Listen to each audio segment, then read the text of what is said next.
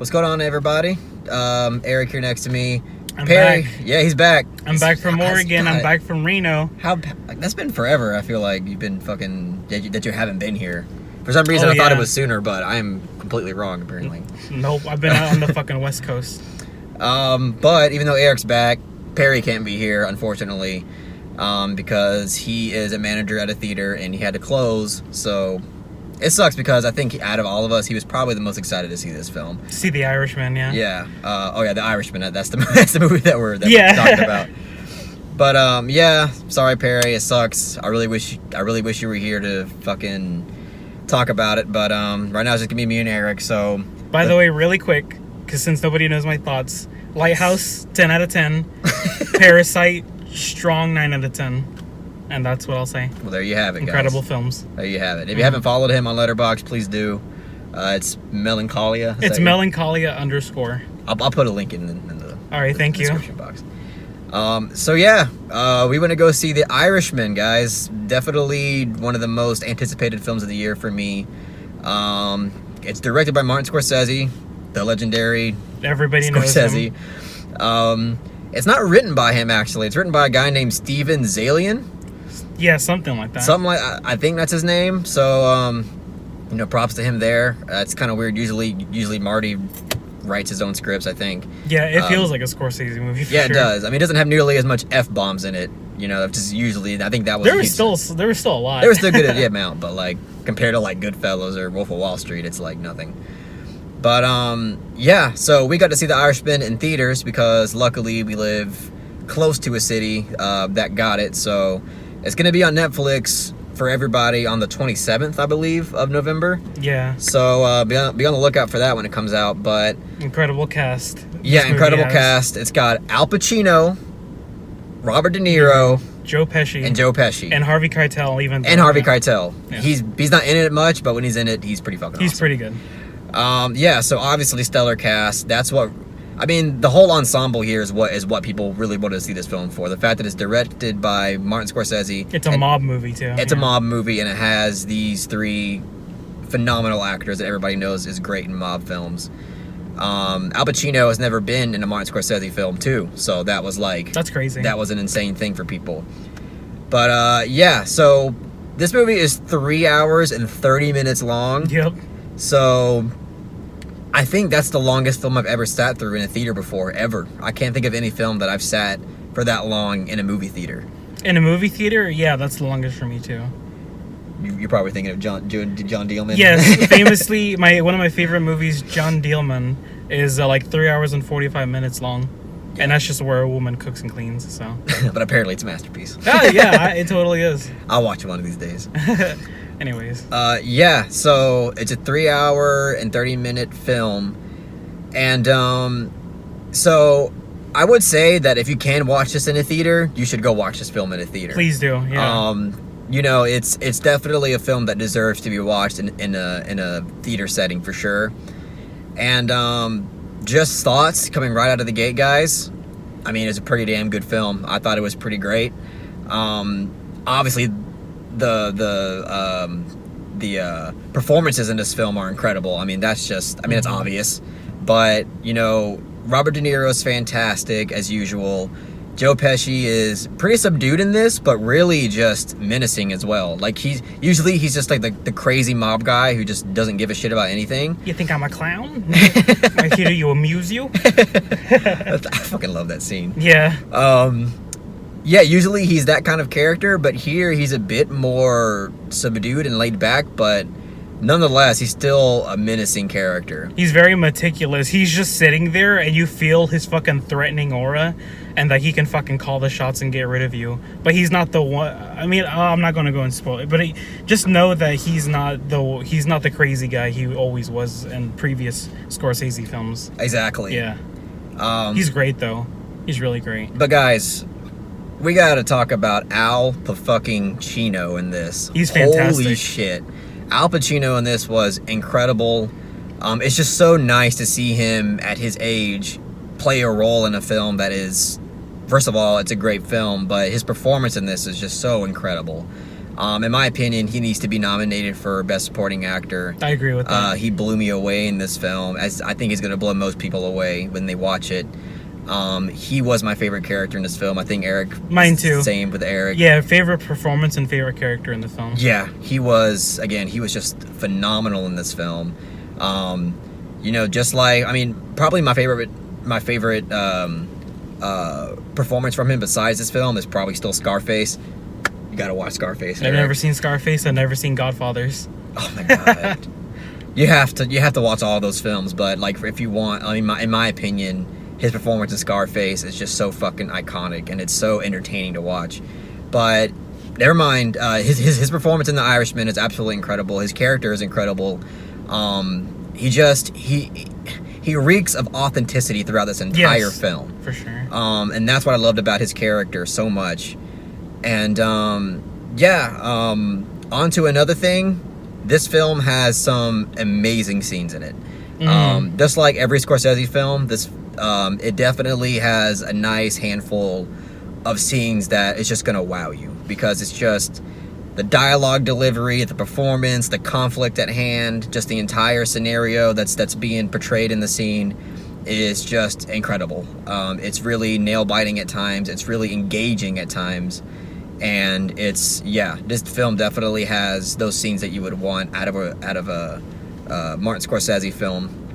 But I will say that this is a much more subdued mob crime film.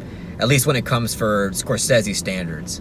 Don't get me wrong, it definitely has that mob violence that packs a punch when it's on there, but for the most part, a lot of the most impressive and crazy scenes aren't really like the violent parts. A lot of the violence in this movie is usually just kind of really quick and flashy. I love that about it. It's so cool. Yeah. Like I don't remember Goodfellas or Casino. They obviously have big scenes of violence, but the way like The Irishman handles it is really fucking because awesome. it just grabs you by the balls, because usually you don't Every see time. it. You don't really see Every it coming. time. It's like, oh, you're just watching, all of a sudden, bow! You're like, oh shit! And the sound someone design, just got shot in the face. And the sound design, it's so loud. It's like fuck. Yeah. It feels like a gunshot just went in the theater. Yeah, there's gunshots in this film that like they're not like jump scares, but sometimes the way they're handled, they just make you fucking jump because they make you flinch. Make you flinch because it's the way it's handled. But yeah, there's a lot of great scenes in this film that are really just directed really, really well and acted really, really well. And I don't know. Before I get into any other things I want to talk about, did you want to flesh anything out, Eric? Right. I feel like I felt this movie was incredible. I thoroughly enjoyed this movie. While I was watching it, I was never bored at any point, but I wasn't like consistently like amazed, if that makes sense. But when the film started like coming to a close almost, like everything felt so right, and I was like, wow, this is such a unique, awesome experience that like I'm so happy that it went through it did, and it's wrapping up the way it does. Like the third act is my favorite act of the film, I believe. It's hard to say. I love the third act. It's super thematic. It's super interesting, and oh my god, yeah, it wraps up character arcs so well, and it conveys everything so goddamn well. The performances all great, every single one of them. My issues with the film are like almost non-existent. The only thing I could possibly think of, which I'm not original in saying this, I've heard other critics say the same thing, it's like maybe not every single character is used as much as they would like to. Like maybe they could have used some more character moments for other characters that weren't Joe Pesci's and Robert De Niro and Al Pacino's. I could see that. I could see what you like mean. Harvey Keitel and one of the actresses who like plays the daughter, who has an important role in the film. Yeah. But yeah, I love this film. It's one of my. I love it. I'm trying to save my spoilers. Yeah. So, I guess with that, I'll get into some reservations I have about it. So here's the deal.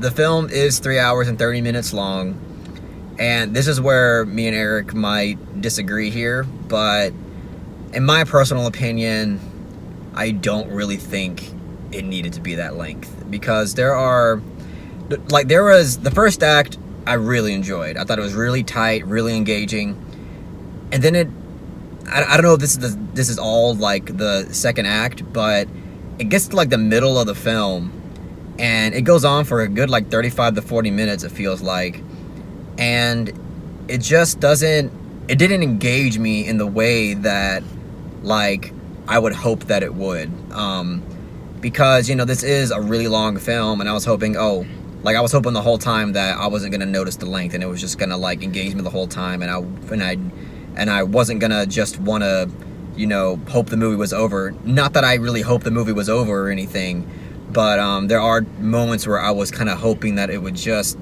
get to something a bit more meaty and a bit more engaging, especially in the middle. That's really what I'm talking about. The first act, I think, is pretty much flawless. Third act, I don't think is perfect, but I think it's the strongest and my favorite act, probably. But somewhere in that middle of the film, I just feel like it didn't need to be that long. You probably didn't have to have that many scenes of context, and we probably would have gotten a more cohesive and tight film that was a bit more engaging and didn't feel like it was lingering on too many things. But it's hard because, like, Pacino's performance, a lot of his character is explored in that second act. And I love Pacino so much in this film that, it's hard for me to really, like, criticize the second act so much, because I loved every scene he was in. But he was more prevalent, I guess. I don't know if this is a spoiler, but he's more prevalent in the second act for sure. Oh yeah, he is. That's where you really, really kind of get to know his character and stuff. Because pretty much in almost the entire first act, he's not in the film. Yeah, that's why I was like, ooh, I'm waiting for Pacino, and then he shows up and he delivers. He really delivers. Because that second there, I was getting worried that he was going to be too much of like a side character, and he wasn't going to have too much involvement in the film. Yeah, kind of like Once Upon a Time in Hollywood. Yeah. Yeah, because he's not in there that much. But no, this film really focuses on his character once it gets in that second act, and it really hits home with it. But yeah, I mean, and as far as the third act and the way it concludes everything, I love the third act. It's my favorite act of the film, but there is a part of me that felt like it maybe was going on just a little bit too long, and maybe you could have just trimmed up a few things in the ending there, and it would have probably been the same. But I kind of feel like a dick just like criticizing it, because I pretty much know why Scorsese kept everything that was in the film. I just feel like, you probably would have gotten the same effect from the film, even if some of that stuff was cut out. But overall, I do love the ending to this. I love the ending. The ending is subtle, so good, but it's also really telling and powerful for the character at hand. It's very thematic. Yes, incredibly thematic. It's a thematically rich ending. That I could see some people walking out and being not taking to it too much, because again, it's really light and subtle, but also insightful and deep at the same time. And yeah, that's why I really enjoyed it. But yeah, I mean, other than that, that's really my criticisms about it, is that like in the middle of this film, it was going on for like, it was a good like 35 to 40 minutes of it that I was just like, damn, like, do we really need all of this information? Do we really need to get this scene here? And I don't know. I mean, I'm definitely planning to watch it again, so I'll see how I feel the second time around. But definitely, I felt like maybe this film didn't really need to be 3 hours and 30 minutes. Maybe like 3 hours flat, maybe a little bit longer than 3 hours, but I don't know if it needed to be 3 hours and a half. But that's my piece on that. I am going to defend it a little bit. I love the fact that it was 3 hours and a half, and I really commend Martin Scorsese for not compromising in its runtime, because obviously not everybody's going to have 3.5 hours to give away, but I would justify it in the sense that like this movie is very character driven. It fleshes out its main three characters so well, and they're all so interesting, and I feel like the second act almost has the most conventional like story arc in a way, where characters are like put into situations and they have like a goal they want to do, and then there's like something happens to hinder that goal and stuff like that. And I just found it interesting, like the characters dealing with it.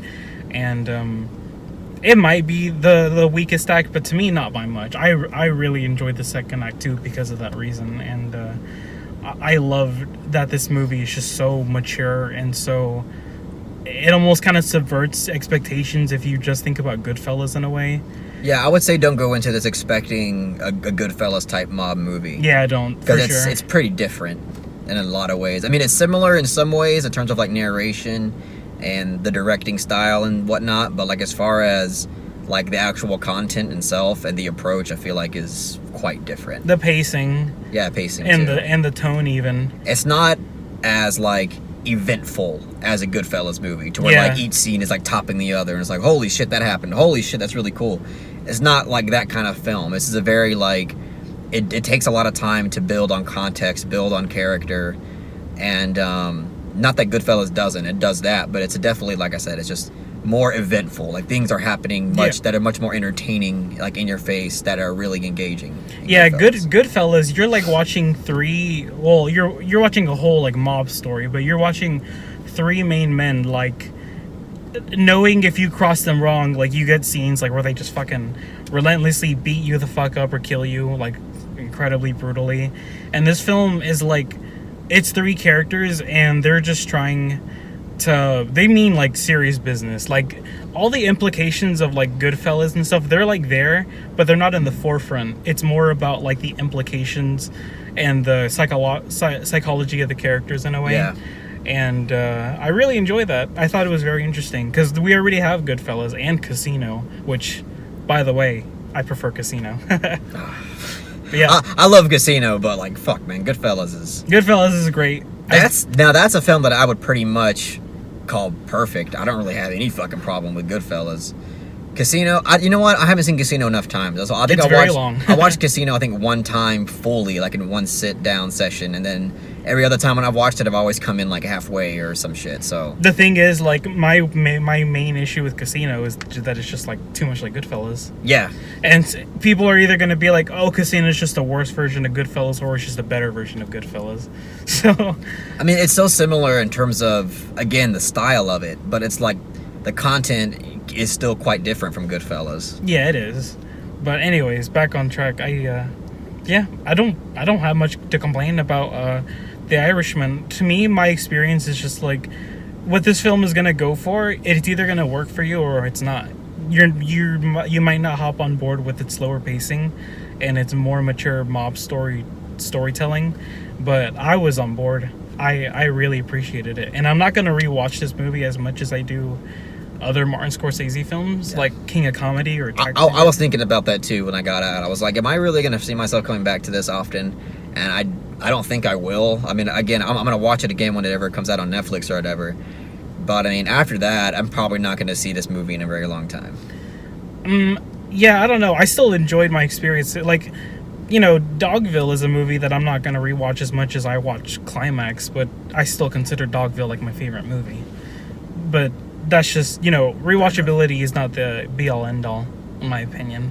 Oh, yeah. I mean, it's not for me either, but for me, it's a factor. Like, you know, I definitely try to consider that, you know, when I'm trying to judge a movie. Because there's films that I think are absolutely, like, fantastic and are near perfect, but, like, if I can't see myself watching it more than once or twice, then I kind of, like, at least when it comes to my personal opinion, I'm going to not dock points, but like if I'm ranking films, it might end up lower on a list than a film that I know that I can see myself coming back to a lot of different times. Oh yeah, personally for me, it's like not even really a factor because I consider Moonlight one of the greatest films of the decade, and that's a movie I've only seen once, and I don't really want to go back and watch it. That's true. I mean, I guess if I'm going just by like, if I'm going things that are beyond my own like subjective opinion, then that's fine. But I understand the perspective. So yeah. But yeah, I mean, I guess that's...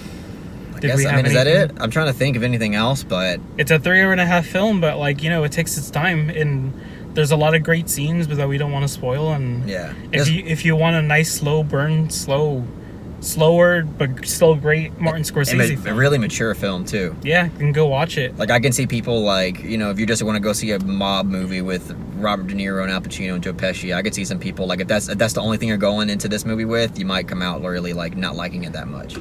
Yeah, exactly. Because it's definitely a film that again, it really takes its sweet time with everything. So I thoroughly enjoyed it. Yeah, me too though. I really enjoyed this film a lot. I think it's pretty great. Yeah, so stellar performances, especially from Al Pacino. He was fantastic in this, as everybody else was, but he was, in my opinion, he was a standout in this. He was really, really good. Directing, obviously, on point. Yeah, directing is great. Even the camera work, I mean, is good. There's a lot of parts where like, fuck, I love what he's doing with the camera here. Editing too, in my opinion. Editing's pretty good. There were a few little moments of film editing that I thought were a little quick, but I'm just, I was kind of watching it like a hawk, so maybe it's a little bit unfair. But yeah, overall, I really, really enjoyed this film. I think it's pretty great, and I'm going to give The Irishman an 8.5 out of 10, 8.5 out of 10. Cool. I can respect that. It's not my favorite Martin Scorsese. I still probably prefer Casino to this. I still probably might even prefer Goodfellas to this, but it's no slouch. It's not a slouch at all. For me, it definitely ranks among... It might rank among Martin Scorsese's best, honestly, in my opinion. And he's got a lot of fantastic films. I would definitely recommend any Scorsese fan or even any patient movie lover to watch it. I mean, on my personal, like if I were to make a personal like favorite Martin Scorsese list, which I might do that in the future, so you know, I guess be on the lookout for that whenever I feel like doing that. Yeah. But I don't know, like if I don't think this would be on my top 5 just because of how many great films he has, like Silence and Raging Bull and The Wolf of Wall Street and Goodfellas and Casino and King of Comedy. Like I can't see myself putting The Irishman above those films. Mm-hmm. But that's just because he has such an amazing filmography that you know don't use that as a way to like take away from this film, because this film is pretty different from most of those films that he's made in the past. So even though it's a mob movie, it's still, the approach is quite subdued and different. Yeah. But anyway, sorry, you should give your rating. I give The Irishman a 9 out of 10. Yep. I respect it. Another 9. Yep. I love it. It's pretty great. Respect. I respect it. Go watch it. Yeah, please. It'll be on Netflix. If you have it, if they're there, go online, look. There might be a theater, within an hour or so radius that's playing it near you. If there is, go watch it in a theater. If not, just wait for it on Netflix. It'll be out on the 27th, so we actually saw it pretty early. It's going to come out to like another 2 weeks, I think, on Netflix. Yeah. But, that's all we got to say about it, guys. If you really enjoyed what we had to say about The Irishman, please give this video a thumbs up and share it amongst your friends. And don't forget to subscribe to the channel to be updated on more film-related content. See ya.